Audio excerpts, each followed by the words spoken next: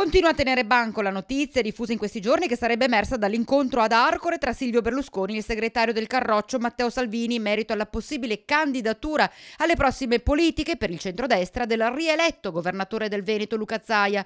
Notizia smentita dallo stesso presidente regionale e ieri a Focus il direttore Luigi Bacialli ha girato la domanda a Matteo Salvini, intervenuto in diretta telefonica al talk show. Non penso che si andrà a votare nel 2018 perché Renzi non arriva fino al 2018, vista la situazione che c'è in Italia. Poi Luca Zaia è appena stato riconfermato alla stragrande dai Veneti per governare ancora meglio di quanto abbiamo fatto negli ultimi 5 anni, quindi siamo persone che quando si prendono un impegno lo portano fino in fondo. Dal suo canto il consigliere regionale Elna Donazzà non vedrebbe così male l'idea di Zaia premier, perché dichiara il Veneto una regione modello per tutta l'Italia.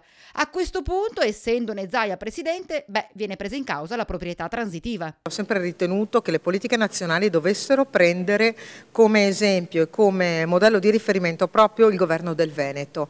Perché no un presidente che dal Veneto si candida a governare l'Italia? Io non ho mai voluto staccare il Veneto dall'Italia, voglio che l'Italia assomigli al Veneto.